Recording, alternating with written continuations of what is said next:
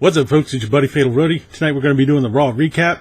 I do apologize for not having a video for the Elimination Chamber last night. I recorded one. Unfortunately, the video file got corrupted. We started off with a recap of the Elimination Chamber. Then Alexa Bliss and Mickie James comes out. Alexa Bliss cuts a promo about the Elimination Chamber, thanks Mickie James, and then runs down the rest of the competitors from the Elimination Chamber. Alexa Bliss then runs down Asuka, to which Asuka then comes out. Alexa Bliss tells Asuka that Nia Jax deserves to be in the championship match at WrestleMania. Nia Jax comes out, and Asuka starts to take everybody out. When Nia Jax gets in the ring, she beats down Asuka. Alexa Bliss joins in, and then Bayley and Sasha Banks come out for the save, and they get beat down as well. Which brings us to our first match, Nia Jax, Alexa Bliss, and Mickie James versus Bayley, Sasha Banks, and Asuka. Oh my god, a women's match that didn't involve Absolution. This was a pretty decent match. I'm never a big fan of tag team matches that just throw everybody together. This is almost like when I said this is just an opportunity to set all the women on the show, or as many women at the show, at one time. Sasha Banks tried to tag in Bayley, but Bayley jumped off the apron to avoid the tag, furthering the story of somebody turning heel. Everyone thought it's going to be Sasha Banks. I'm kind of leaning more towards Bayley being the one to turn heel. Asuka was able to get the knee and an armbar on Nia Jax for the win. Then we have John Cena coming out. He tells the crowd that he failed at the Elimination Chamber, and then he makes a challenge to the Undertaker. Who didn't see this shit coming?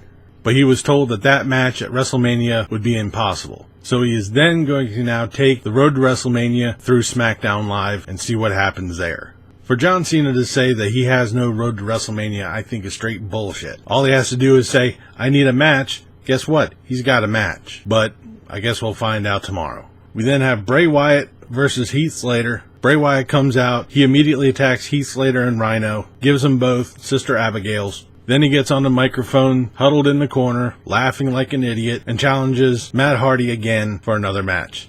Jesus Christ, we fucking doing this shit again.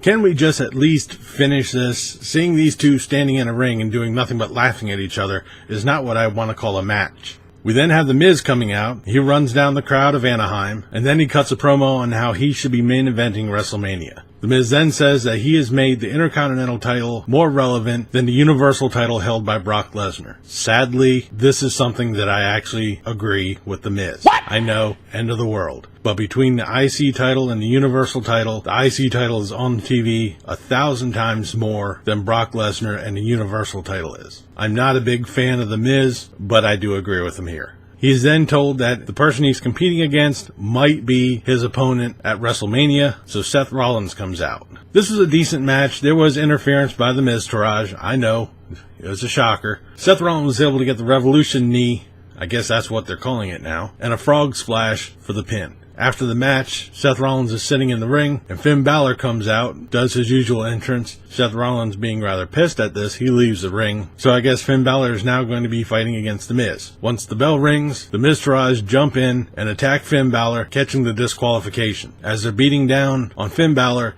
the club come out and they clean house. Then Kurt Angle gets onto the Titantron and says he's restarting the match and that the club and the Miztourage will be ejected from the ringside. And I think I saw something on Twitter saying it was a no DQ match, but that was never mentioned in the show. This is a pretty decent match. The announcers were going out of their way to be annoying through this part. Finn Balor got the coup de grace on The Miz for the pin. After the match, backstage, Seth Rollins in an interview says that he wants The Miz for the Intercontinental title at WrestleMania. So I guess we're going to find out when that happens. We then have Roman Reigns coming out. He cuts a promo about the Elimination Chamber. He calls Brock Lesnar an entitled piece of crap and that Brock Lesnar's not in the arena. He wasn't even at the Elimination Chamber last night. He was on the strip rubbing elbows with Dana White and taking pictures on Instagram. Reigns then says that he does not respect Brock Lesnar, nor does he fear that bitch. Out of all of Roman's promos, I actually think this is probably one of his better ones. We then have Sheamus and Cesaro versus Titus O'Neil and Apollo Crews. Again, here we go. We just saw this match last night. Now we're having a 2 out of 3 falls match for the tag team titles. Jesus, goddamn it. We're seeing this shit over and over and over again. I'll get into this a little bit later because there was an interview after the match. Anyways, the match started. Titus O'Neil got distracted by Cesaro. Sheamus got him with a bro kick and pinned him. Okay, 1 fall.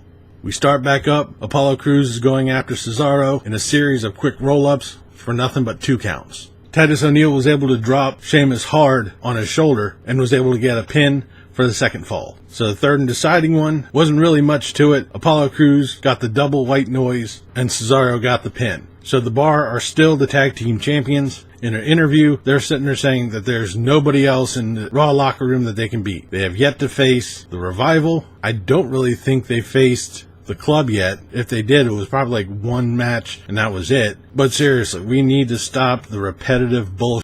This is fucking stupid.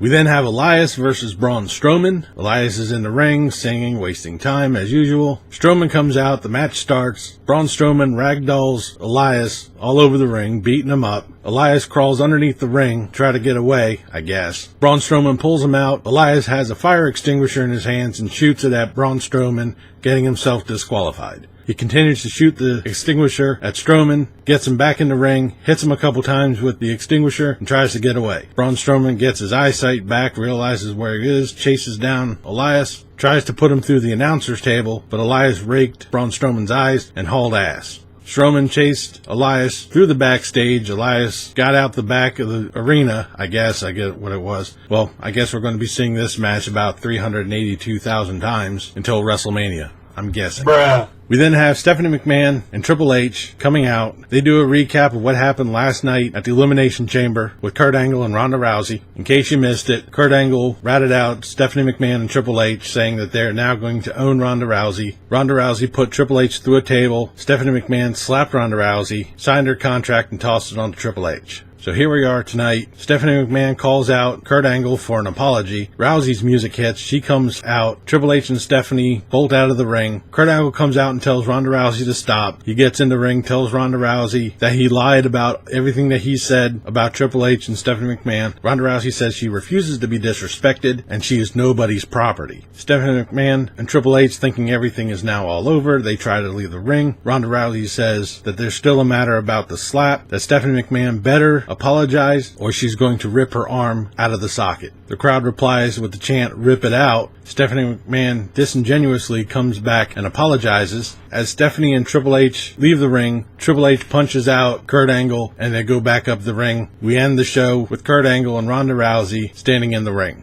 This was a very talk-heavy Raw. I feel they didn't have much in the way of matches. This was just pretty much nothing but a big talk show today. It looks like to me that we're setting up for a WrestleMania match of Ronda Rousey and Kurt Angle versus Triple H and Stephanie McMahon. That's what I'm guessing, but we'll have to find out. I really wasn't too impressed with tonight. It was, like I said, too much relying on talk. There wasn't much in the way of matches, and the matches that were there were, nothing that I would really go, oh, hey, did you see this match? It's nothing. But that'll do it for the Raw recap. I'll be back tomorrow for the SmackDown review. Leave a comment down below what you thought of tonight's SmackDown or what you thought of this video. If you liked it, please give me a thumbs up. Don't forget to share and subscribe. I've been Fatalroadie. You've been awesome. Thank you very much for watching. And remember, if it's too loud, you're too old. See ya.